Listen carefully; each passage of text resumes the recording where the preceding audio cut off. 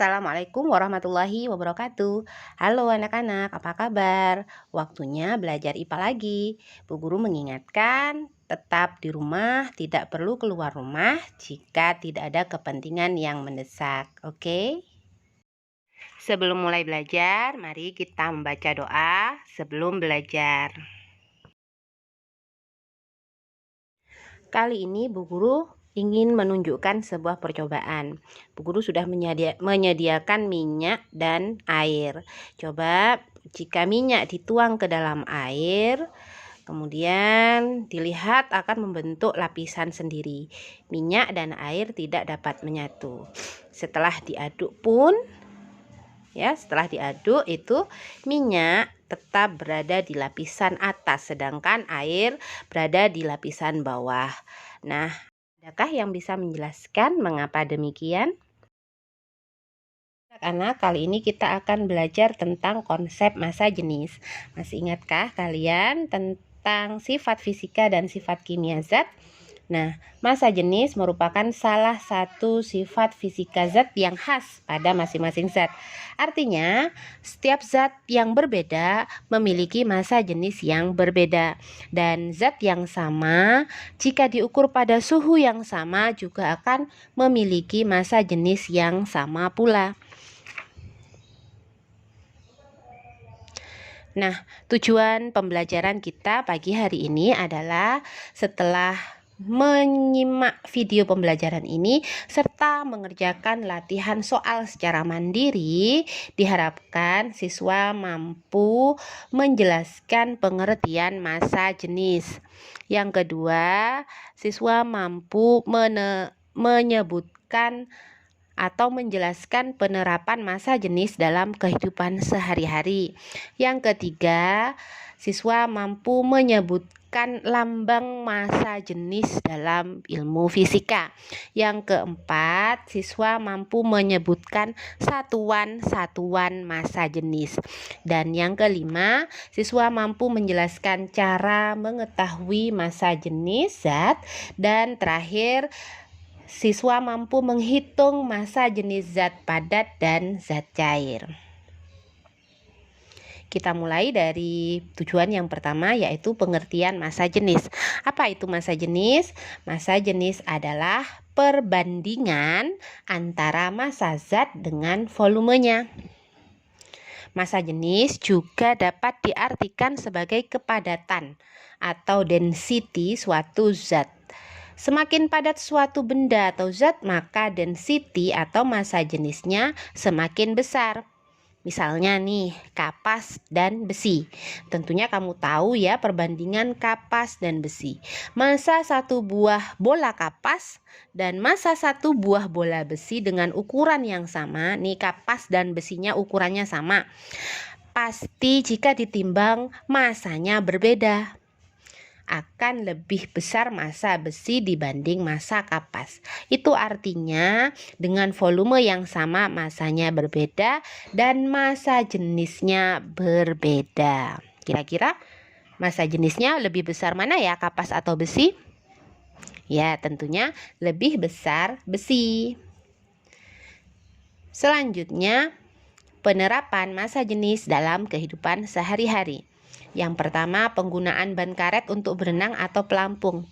Kamu pernah kan berenang di sungai seperti gambar tersebut?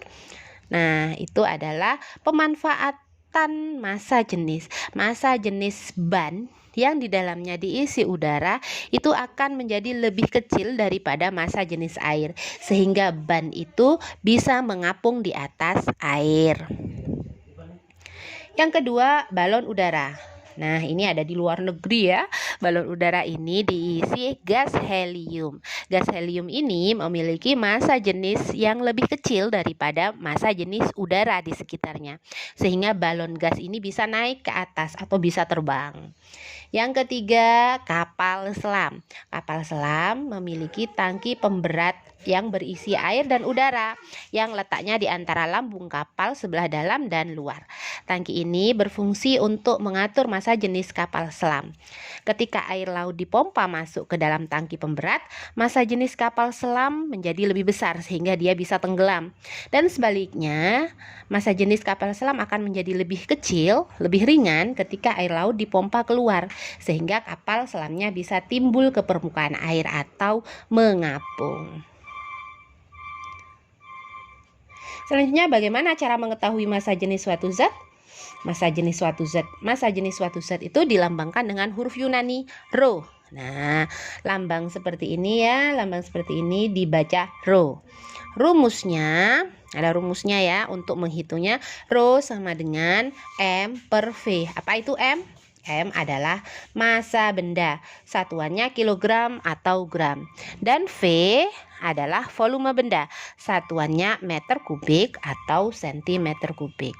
Sehingga Rho atau massa jenis memiliki satuan kilogram per meter kubik atau gram per sentimeter kubik, tergantung massa dan volumenya ya.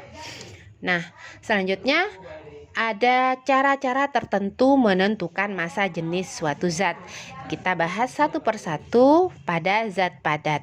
Ada dua cara mengukurnya, yaitu pada zat padat yang bentuknya teratur, misalnya kubus atau balok atau yang berbentuk bola. Kita bisa menggunakan timbangan ya untuk mengukur massanya, serta penggaris atau meteran untuk mengukur volumenya. Mengukur volume sesuai dengan rumus volume bangun ruang. Panjang, lebar, kali tinggi. Itu untuk volume balok. Kemudian, bagaimana bentuknya yang tidak teratur? Misalnya batu, kita bisa menggunakan timbangan untuk mengukur massanya, ditambah dengan gelas ukur untuk mengukur volumenya. Gelas ukur diisi air, kita ukur sebagai volume awal, kemudian batunya dicelupkan ke dalam gelas ukur yang berisi air, tentunya airnya akan naik, kita ukur sebagai volume akhir, sehingga volume batunya sendiri sama dengan volume akhir dikurangi volume awal. Selanjutnya, bagaimana cara menentukan massa jenis zat cair? Kita tidak bisa menggunakan penggaris kan? Nah, kita bisa menggunakan alat yang disebut dengan hidrometer. Tinggal dicelupkan saja, di situ ada skalanya. Atau jika tidak bisa menggunakan hidrometer karena tidak punya, kita bisa menggunakan timbangan dan gelas ukur. Mengukur massa zat cair harus menggunakan wadah. Jadi massa zat cair itu adalah massa keseluruhan dikurangi massa wadahnya. Nah, ini adalah tabel massa jenis beberapa zat yang umum diketahui. Yang pertama udara, alkohol, kayu, es, air. Di situ ada tulisan air 4 derajat Celcius. Artinya massa jenis air pada suhu yang berbeda juga akan menghasilkan massa jenis yang berbeda pula ya. Nah, air pada suhu 4 derajat Celcius adalah 1000 kg per meter kubik atau 1 gram per sentimeter kubik. Kita lanjutkan latihan menghitung massa jenis zat. Perhatikan gambar berikut. Ini ada gambar balok yang ukurannya 50 cm kali 20 cm kali 20 cm yang massanya 16 kg. Bagaimana cara menghitung massa jenisnya? Nah, untuk mengerjakan soal-soal semacam ini perlu dituliskan 3 hal.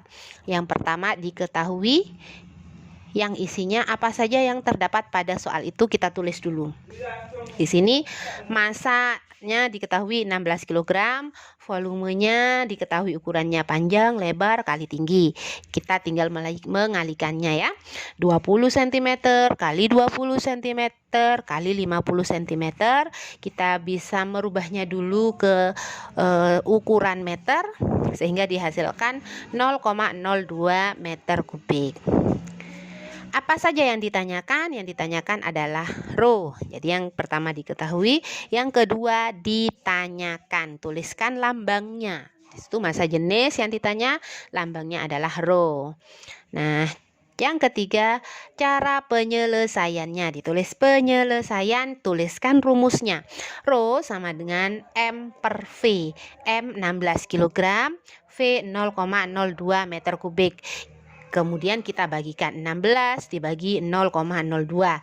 Hasilnya 800 kg per meter kubik. Jadi massa jenis balok pada gambar tersebut adalah 800 kg per meter kubik. Kita lanjutkan soal yang kedua. Perhatikan gambar di samping. Nah, itu ada sebelum dan sesudah. Ada gelas ukur berisi air yang sebelumnya ada 50 ml, kemudian setelah dicelupkan batu menjadi 100 ml. Jika diketahui massa batu adalah 100 gram, maka hitunglah massa jenis batu tersebut dalam satuan gram per sentimeter kubik. Ingat, diketahui. Tulis pertama kali, diketahui. V batu itu kita kurangi V sesudah dikurangi V sebelum. 100 dikurangi 50 menjadi 50 ml. 50 ml sama dengan 50 cm kubik. Kemudian di soalnya ada massa batu adalah 100 gram. Ditanya rho. Kemudian penyelesaian. Rho sama dengan M per V.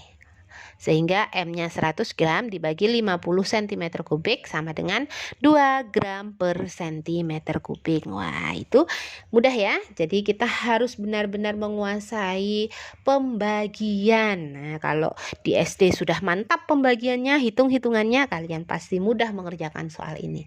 Soal yang terakhir, massa 1 liter minyak goreng adalah 0,8 kg. Sedangkan massa 1 liter air pada suhu 4 derajat Celcius adalah 1 kg. Hitunglah massa jenis minyak goreng dan massa jenis air. Nyatakan dalam gram per sentimeter kubik. Oke, yang pertama diketahui massa dan volumenya. Ditanya rho air dan rho minyak. Kita buat A dan B bisa untuk mempermudah ya. Yang terakhir penyelesaiannya bagaimana? Tuliskan rumusnya, masukkan angkanya, kemudian hitung. 1000 per 1000 sama dengan 1. Demikian juga pada rho minyak, 800 per 1000 sama dengan 0,8 gram per centimeter kubik. Jadi massa air 1 gram per centimeter kubik, sedangkan massa minyak 0,8 gram per centimeter kubik. Nah, di sini kuncinya kenapa minyak selalu berada di lapisan atas dan air selalu berada di lapisan bawah. Ya, karena massa jenis air lebih besar daripada massa jenis minyak. Nah, anak-anak, itu penjelasan dari Bu Guru tentang massa jenis. Jangan lupa kamu kerjakan latihan-latihan soal yang ada di buku. Kita diskusikan bersama untuk menambah kemampuan kalian dalam menghitung massa jenis. Oke, terima kasih atas perhatiannya. Assalamualaikum warahmatullahi wabarakatuh.